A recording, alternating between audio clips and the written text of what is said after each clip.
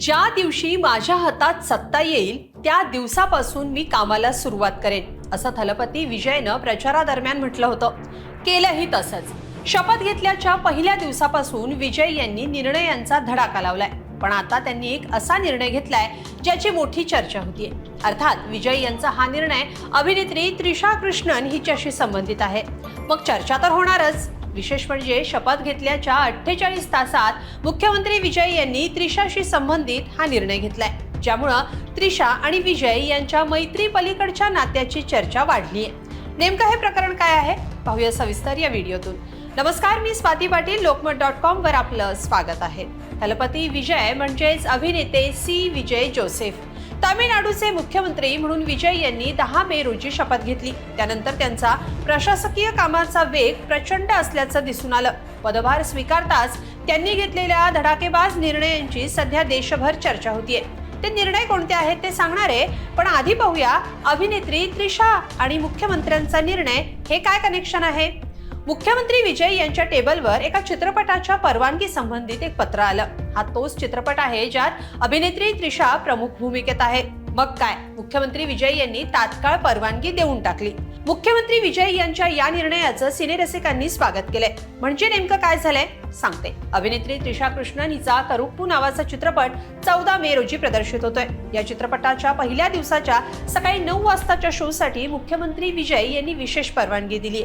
तुम्ही म्हणाल यात काय विशेष, पण दक्षिणेत चित्रपटाचे सकाळचे शो होणं ही विशेष बाब आहे. खास करून तामिळनाडूमध्ये चित्रपटाचे पहाटेचे किंवा सकाळी 9 वाजण्यापूर्वीचे शो दाखवण्यावर कडक निर्बंध आहेत. याचं कारण तिथं चित्रपट स्टार्स बाबत असलेली प्रचंड क्रेज.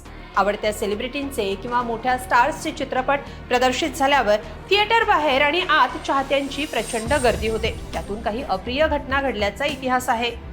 तामिळनाडूमध्ये 2023 साली पोंगलच्या वेळी थुनायुवू आणि वारिसू या चित्रपटांच्या प्रदर्शनादरम्यान प्रचंड गर्दी झाली होती, ज्यामुळे चेंगराचेंगरी झाली. या चेंगराचेंगरीत एका चाहत्याचा मृत्यू झाला होता.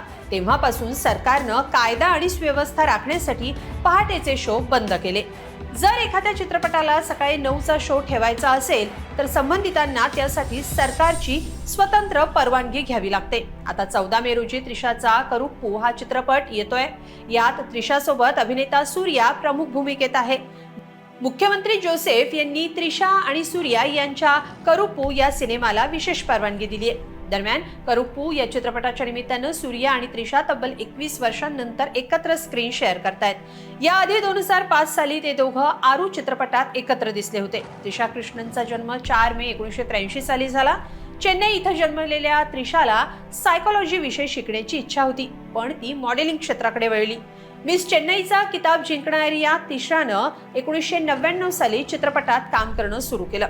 तामिळ आणि तेलुगू चित्रपटसृष्टीत त्रिशाचा मोठा आणि स्वतंत्र चाहता वर्ग आहे. आता येऊ घातलेल्या करुप्पू या नव्या चित्रपटात त्रिशा एका वकिलाची भूमिका साकारतीये, तर सूर्या करुप्पू स्वामी या भूमिकेत दिसणार आहे. विशेष म्हणजे या चित्रपटानं प्रदर्शनापूर्वीच ऍडव्हान्स बुकिंग मधून तब्बल 4.45 कोटी रुपयांची कमाई केली आहे. चित्रपटाची इतकी क्रेज पाहता मुख्यमंत्री विजय यांनी चित्रपटाच्या सकाळी 9च्या शोला विशेष परवानगी दिली आहे. त्याआधी तामिळनाडूमध्ये 200 युनिट मोफत वीज, अंमली पदार्थ विरोधी स्पेशल टास्क फोर्स आणि महिलांच्या सुरक्षेसाठी विशेष दलाची स्थापना करणं आणि 717 दारूची दुकानं बंद करण्यासारखा ऐतिहासिक निर्णय मुख्यमंत्री विजय यांनी घेतला. दरम्यान तामिळनाडू विधानसभा निवडणुकीत थलपती विजय यांच्या पक्षाला नेत्रदीपक यश मिळालं. राहुल गांधींच्या उपस्थितीत भव्य शपथविधी सोहळाही पार पडला. या सगळ्यात विजय यांच्या सोबतच अभिनेत्री त्रिशाची मोठी चर्चा झाली. या सगळ्याचा त्रिशाच्या चित्रपटावर कसा परिणाम होतो हे पाहावं लागेल. पण तुम्हाला काय वाटतं? कमेंटमध्ये नक्की लिहा आणि lokmat.com ला सबस्क्राईब करा. धन्यवाद.